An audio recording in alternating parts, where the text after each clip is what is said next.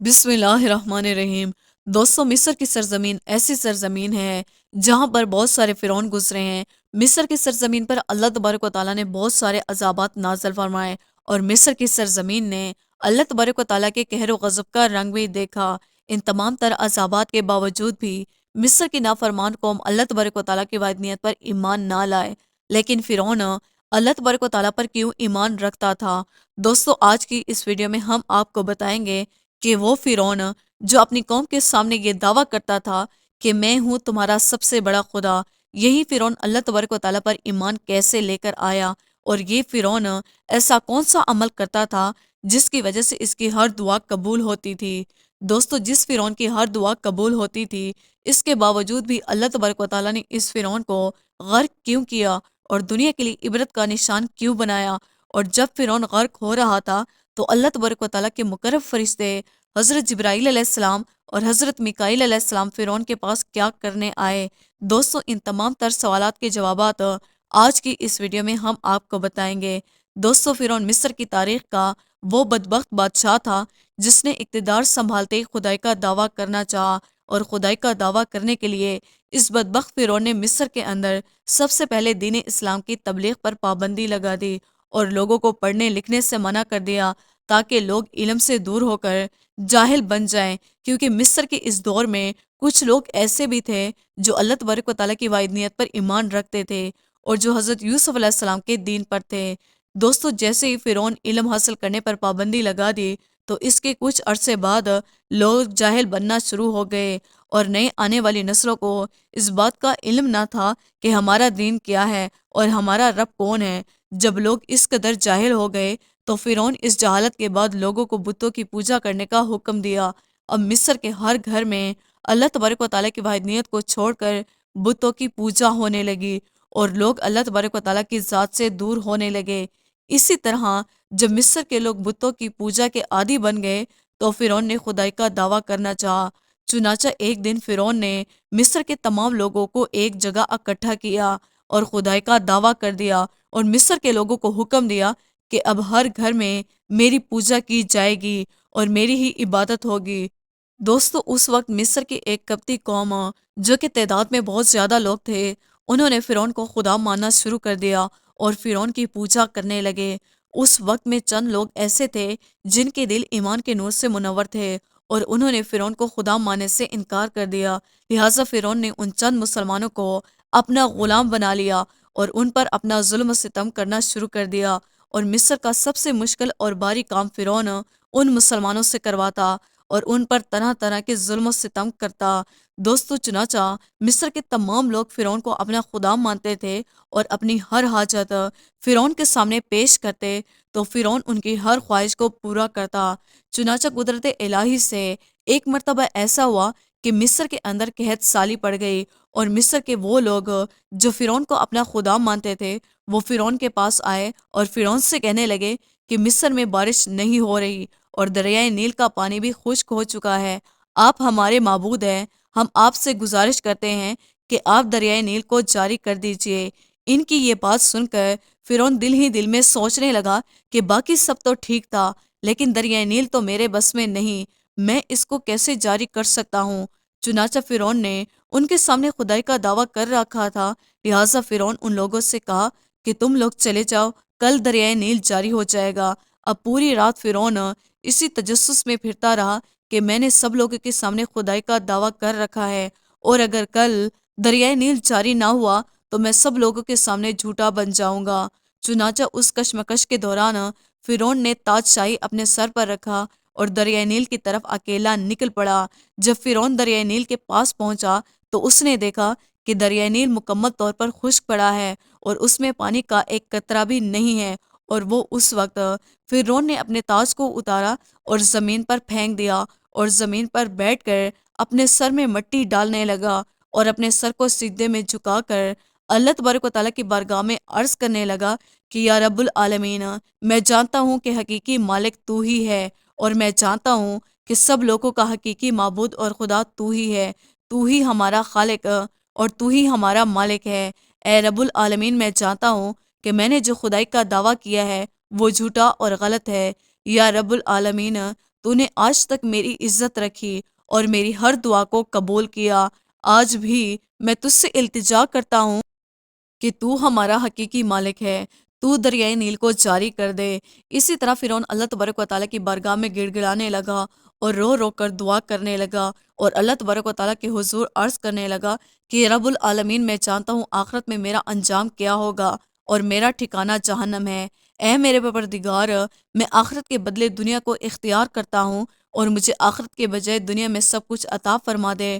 دوستو، اس طرح فرعون نے آخرت کو چھوڑ کر دنیا کو خود ہی اختیار کر لیا اور آخرت کے عذاب کو خود ہی اپنے گلے میں ڈال لیا۔ دوستو، روایات میں آتا ہے کہ فرعون اسی طرح سجدے میں گر کر اللہ تبارک و تعالیٰ کے سامنے رو رو کر دعائیں مانگ رہا تھا، اور ابھی اس نے سجدے سے سر بھی نہیں اٹھایا تھا کہ اللہ تبارک و تعالیٰ نے اس کی دعا کو قبول کر لیا اور دریائے نیل جاری ہو گیا۔ اسی طرح جب دریائے نیل جاری ہو گیا تو فرعون نے اپنے تاج کو اٹھایا اور اپنے سر پر رکھا اور اپنی قوم کے پاس چلا گیا اور ان سے جا کر کہنے لگا کہ جاؤ، میں نے دریائے نیل کو تمہارے لیے جاری کر دیا ہے۔ لوگ یہ منظر دیکھ کر بہت خوش ہوئے کہ ہمارے خدا نے ہمارے لیے دریائے نیل جاری کر دیا۔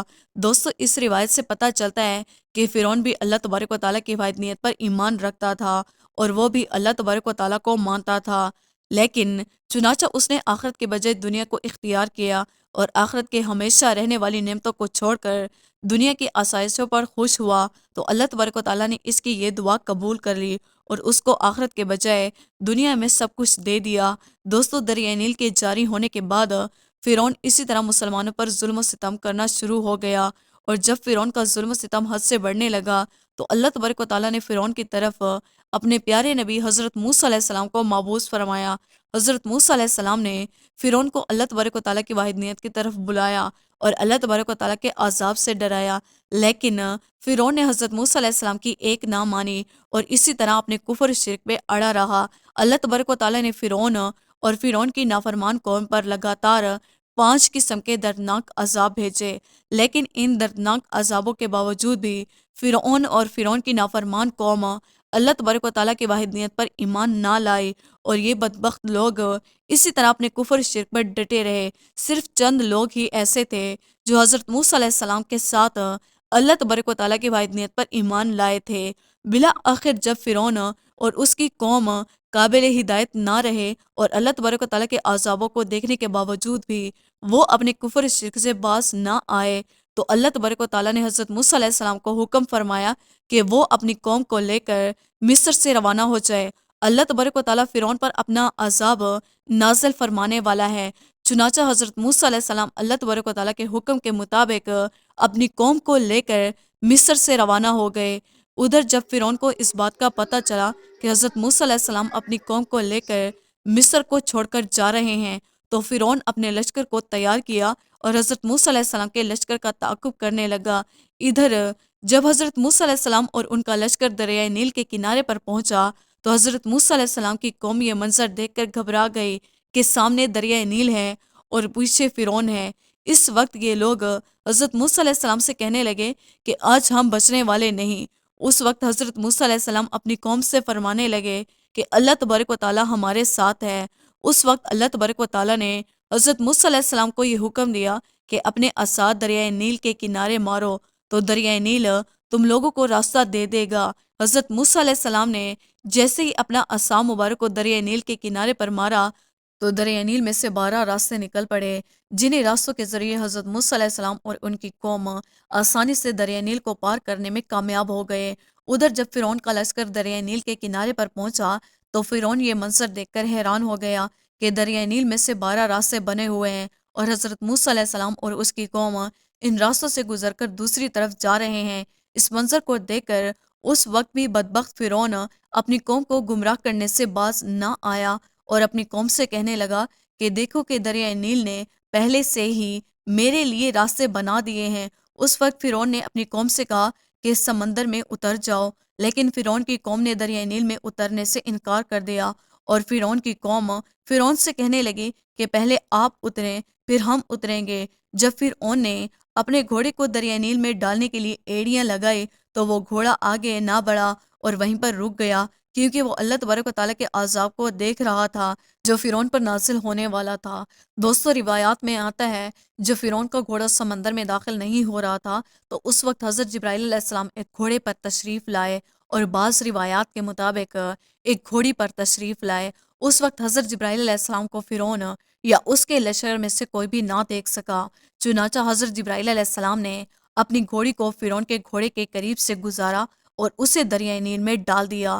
جیسے ہی وہ گھوڑی فرعون کے گھوڑے کے قریب سے گزری تو فرعون کا گھوڑا اس کا تعقب کرتے ہوئے دریائے نیل میں داخل ہو گیا۔ فرعون کا گھوڑا جیسے ہی دریا میں داخل ہونے لگا تو اس کے دل پر ایک ہبت طاری ہو گئی۔ فرعون اب یہ چاہتا تھا کہ اس کا گھوڑا دریا میں داخل نہ ہو، کیونکہ فرعون کو عذاب الہی کے آثار محسوس ہو رہے تھے، لیکن فرعون کے لاکھ کوششوں کے باوجود بھی وہ گھوڑا پانی میں داخل ہو گیا۔ جیسے ہی فرعون کا گھوڑا پانی میں داخل ہوا تو فرعون کا لشکر بھی فرعون کو دیکھتے ہی ان کے پیچھے پیچھے دریائے نیل میں داخل ہو گیا۔ دوستو خدا کی قدرت کا نظارہ دیکھیے کہ سب سے آگے حضرت موسیٰ علیہ السلام اور ان کی قوم، اور ان کے پیچھے حضرت جبرائیل علیہ السلام، اور ان کے پیچھے فرعون اور اس کا لشکر جو کہ حضرت موسیٰ علیہ السلام کا تعاقب کر رہا تھا۔ دوستو فرعون کا لشکر جب دریائے نیل کے درمیان میں پہنچا تو حضرت موسیٰ علیہ السلام کا لشکر اس وقت دریائے نیل پار کر چکا تھا۔ چنانچہ جب حضرت موسیٰ علیہ السلام اور ان کی قوم مکمل طور پر دریائے نیل سے باہر نکل گئے تو اس وقت اللہ تبارک و تعالیٰ نے سمندر کو حکم دیا کہ مل جا۔ وہ اس وقت دریائے نیل اللہ تبارک و تعالیٰ کے حکم کے مطابق حرکت میں آ گیا اور دریائے نیل کا پانی فرعون کی طرف بڑھنے لگا۔ فرعون نے جب اپنی موت کو آتے ہوئے اپنی آنکھوں کے سامنے دیکھا تو فرعون بلند آواز سے کہنے لگا کہ میں اس بات پر ایمان لایا کہ خدا کے سوا کوئی معبود نہیں، اور اس خدا پر ایمان لایا جس خدا پر بنی اسرائیل والے ایمان لائے۔ اور فرعون کہنے لگا کہ میں فرمانبرداروں میں شامل ہوتا ہوں۔ اس وقت حضرت جبرائیل علیہ السلام نے مٹی کو اٹھایا اور فرعون کے منہ میں ڈال دیا، اور مٹی سے فرعون کے منہ کو بند کر دیا، کیونکہ فرعون اللہ تبارک و تعالیٰ کی بارگاہ میں یہ دعا مانگنا چاہتا تھا کہ اللہ تبارک و تعالیٰ اس کو عذاب سے بچا لے، کیونکہ حضرت جبرائیل علیہ السلام نے مٹی کے ذریعے فرعون کے منہ کو بند کر دیا۔ دوستو روایات میں آتا ہے کہ جب فرعون یہ دعا مانگ رہا تھا تو اس وقت اللہ تبارک و تعالیٰ کے مقرب فرشتے حضرت میکائیل علیہ السلام فرعون کے سامنے آئے اور فرعون کو آر دلاتے ہوئے کہنے لگے کہ اب تو ایمان لاتا ہے، حالانکہ پہلے تو نافرمان تھا اور فساد پھیلانے والوں میں سے تھا۔ دوستو اس کے بعد دریائے نیل آپس میں مل گیا اور فرعون اور اس کا سارا لشکر دریائے نیل کے اندر غرق ہو گیا، اور اللہ تبارک و تعالیٰ نے فرعون کو اور اس کے لشکر کو رہتی دنیا کے لیے عبرت کا نشان بنا دیا۔ دوستو اس طرح فرعون مرنے سے پہلے اللہ تبارک و تعالیٰ کی واحدانیت پر ایمان تو لے آیا، لیکن وہ ایمان اللہ تبارک و تعالیٰ کی بارگاہ میں قبول نہ ہوا، کیونکہ اس وقت اللہ تبارک و تعالیٰ کا عذاب فرعون پر نازل ہو چکا تھا اور اس کے لیے توبہ کے دروازے بند کر دیا گیا تھا۔ اللہ تبارک و تعالیٰ سے دعا ہے کہ اللہ تبارک و تعالیٰ ہمیں اپنے عذاب سے بچائے اور حضور پاک صلی اللہ علیہ وسلم کے بتائے ہوئے راستے کے مطابق زندگی گزارنے کی توفیق عطا فرمائے، آمین۔ دوستو امید کرتے ہیں ہماری آج کی ویڈیو آپ کو پسند آئی ہوگی۔ ویڈیو کو لائک اور سبسکرائب کرنا نہ بھولیے گا۔